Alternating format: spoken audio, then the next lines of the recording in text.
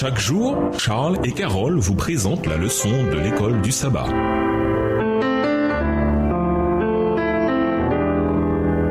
Bienvenue dans votre émission. Dieu nous parle. Nous voilà à la leçon de mercredi, rejeter la source de la vie. C'est dans l'évangile de Jean que se trouve l'un des récits les plus tristes de toute la Bible. La lumière brille dans les ténèbres et les ténèbres n'ont pas pu la saisir. La lumière était dans le monde et le monde est venu à l'existence par elle, mais le monde ne l'a jamais connue. Elle est venue chez elle et les siens ne l'ont pas accueillie. Jean 1, les versets 5, 10 et 11. Le « Je suis » a été rejeté par une bonne partie de son propre peuple. Pas étonnant que Paul ait par la suite averti. Ne rejetez donc pas loin votre confiance. Hébreux 10, verset 35, version Darby. Comme nous l'avons vu à maintes reprises, Christ a été rejeté parce que les gens n'ont pas accepté sa parole. La mentalité humaniste contemporaine commence par le doute. Les gens remettent tout en doute afin de déterminer où est la vérité. Ce qui survit au feu du contre-interrogatoire, ils l'acceptent comme une connaissance en béton, en quoi on peut mettre sa foi. Certains appliquent la même méthode à la Bible, en remettant tout en question d'un point de vue scientifique, historique, psychologique, philosophique, archéologique ou géologique, afin de déterminer ce qui est vrai dans la Bible. La méthode de soi commence par le doute et part du doute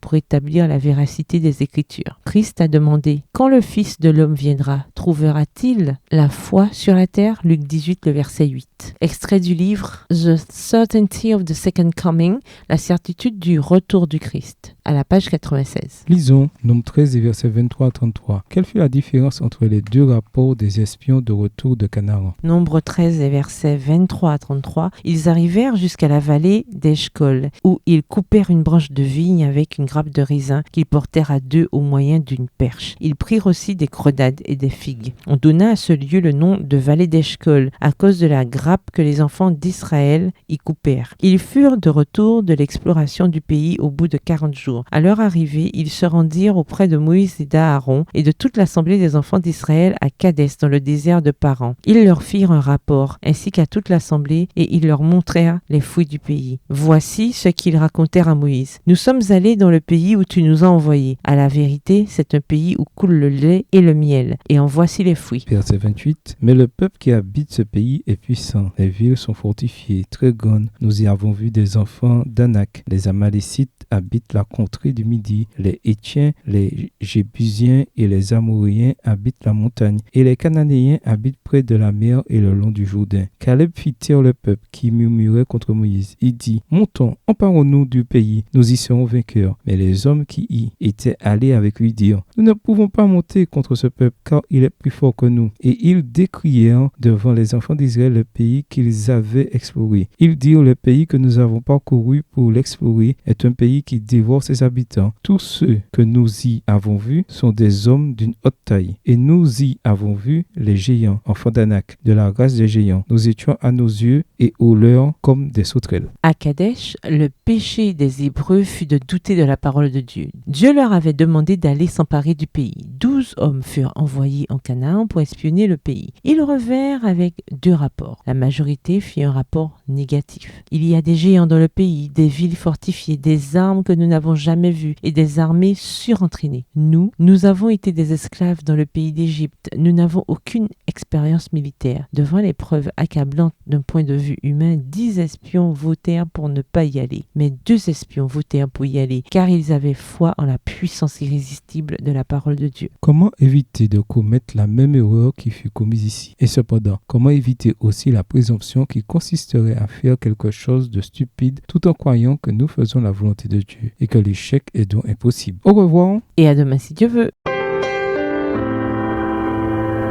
Dieu nous parle. Chaque jour, Charles et Carole vous présentent la leçon de l'école du sabbat.